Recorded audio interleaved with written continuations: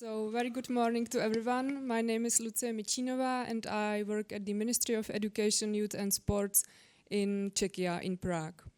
And I would like to present you the activities taking place in Czechia aimed at developing skills and addressing the global challenges that impact the labor market.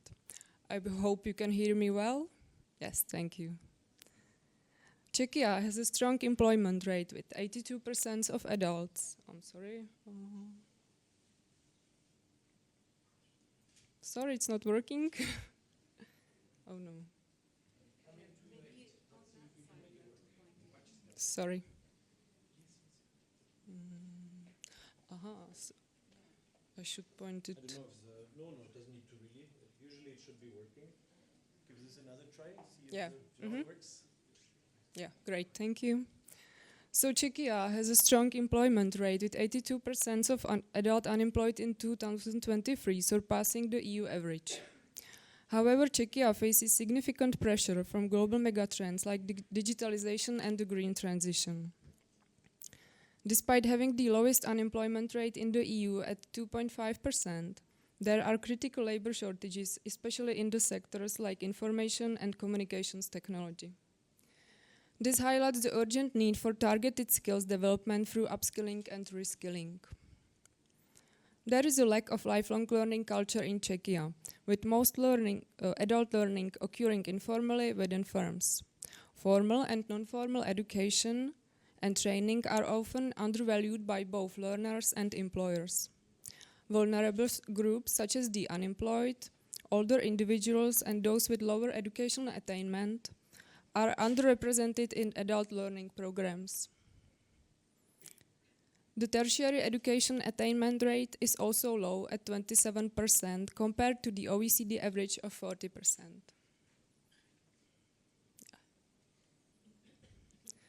To address these challenges, the project towards a harmonized micro-credential ecosystem in Czechia was initiated by the Ministry of Education, Youth and Sports, supported by the European Commission through Technical Support Instrument, and is implemented by the OECD.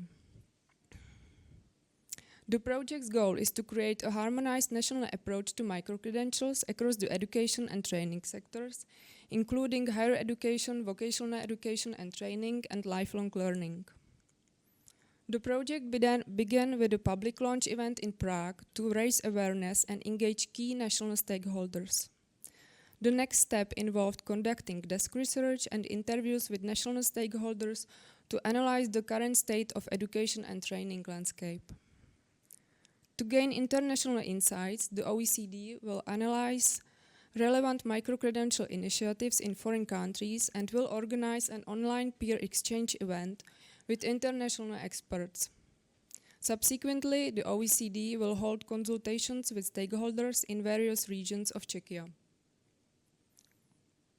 Building on these activities, the OECD will prepare a strategic framework and implementation plan for a harmonized approach for micro-credentials in Czechia.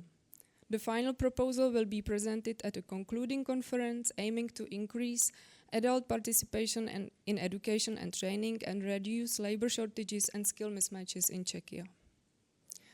During the public launch event, we discussed the legal status and quality assurance of micro-credentials.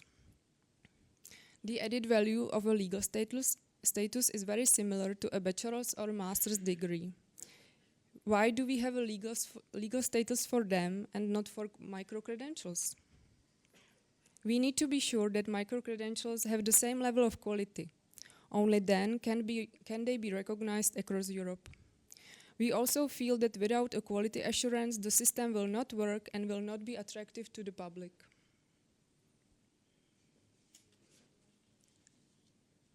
There are several ongoing initiatives in Czechia relevant to micro-credentials, including a pilot project among 26 universities under the National Recovery Plan.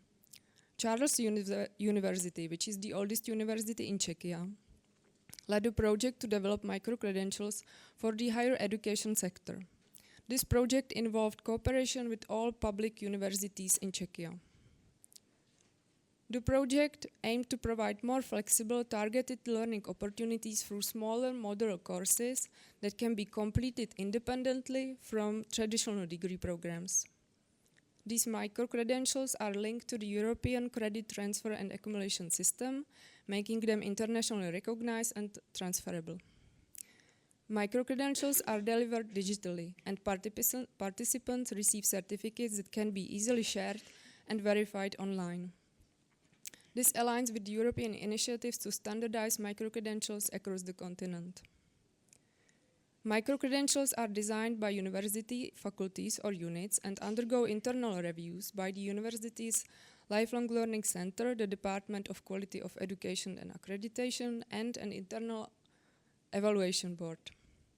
Approved courses are listed on the university's website and on a centralized national catalogue. To conclude, we all agree that micro-credentials are a good thing, but we must be very careful not to widen the gap between well-educated people and those with lower educational attainment. One way to present this is to increase awareness of micro-credentials among the general public. We must be very consistent in spreading awareness and not underestimate it. Thank you.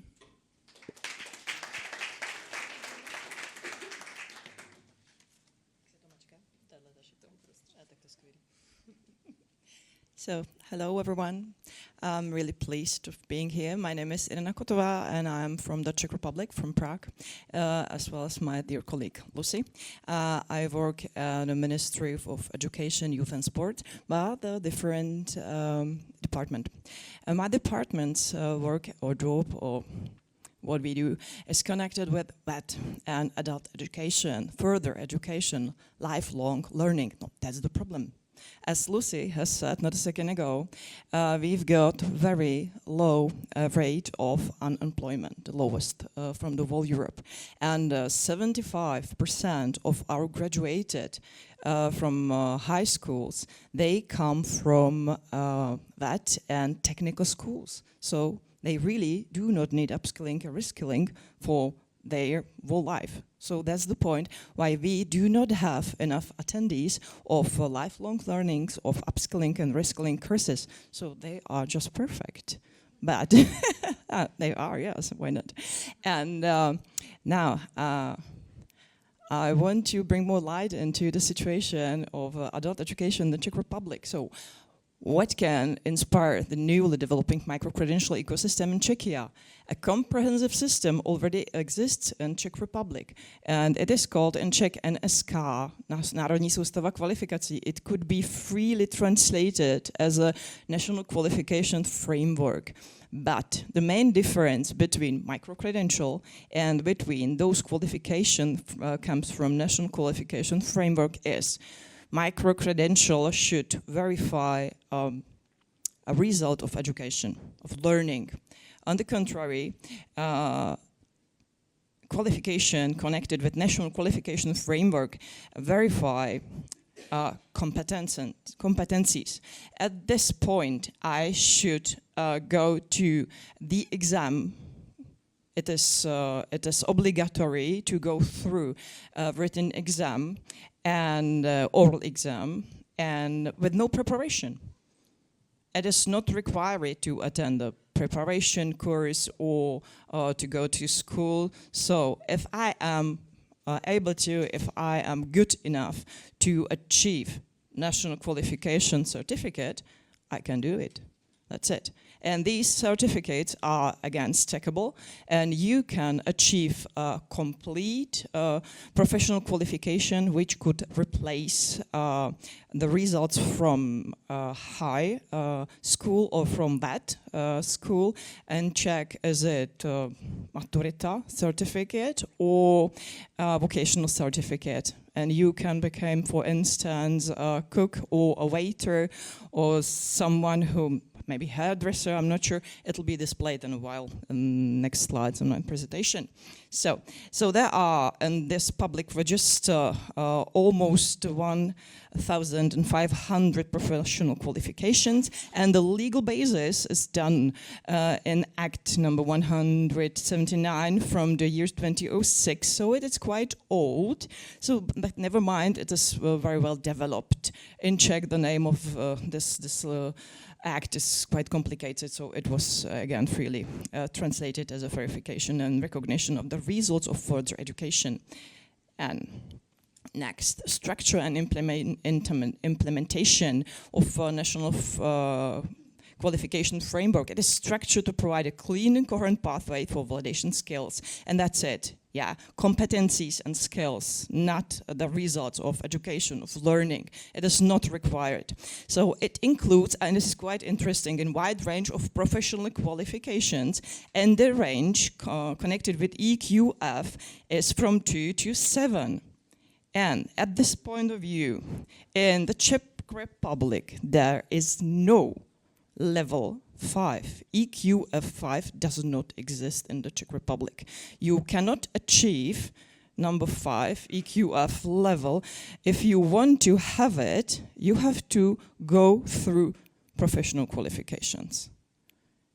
Yeah, 4 is maturita, and 6 is a bachelor or specialist, and 5 does not exist. So it's a pity, I don't know why, but if you want to have it, you have to go through professional qualifications. So, and the online portal allows individuals to search for and access information on specific qualifications. It is written here in Czech, Národní soustava kvalifikací, NSK, and it is National Qualification Framework.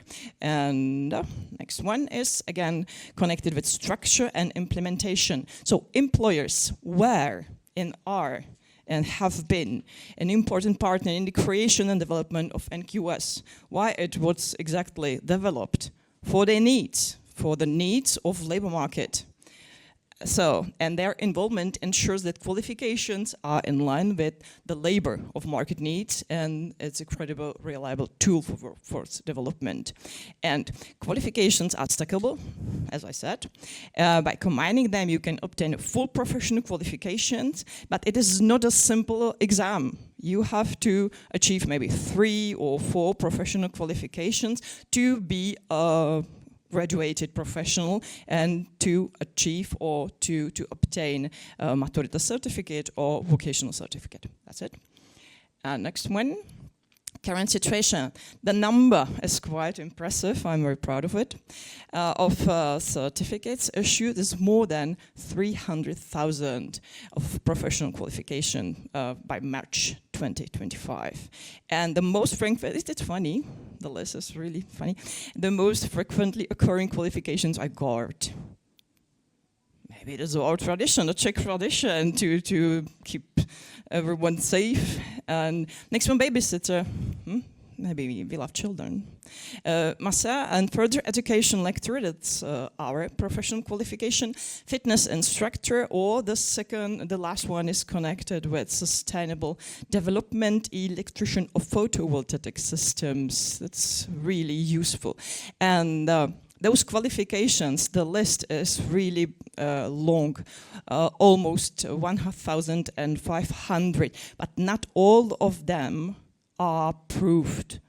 Yeah, someone in the end, and no one wants to be a specialist in those, but mostly used and mostly approved qualifications are these. And this is the piece, the screenshot from National Professional Qualification, and it is available in English, not all of them, but for main information you can search it in English. And this is quite interesting. Authorizing body, Ministry of Education, Youth and Sport. That's us. And it's a personal fitness trainer. I've really no idea. Maybe the sports in our name is connected with personal fitness trainer.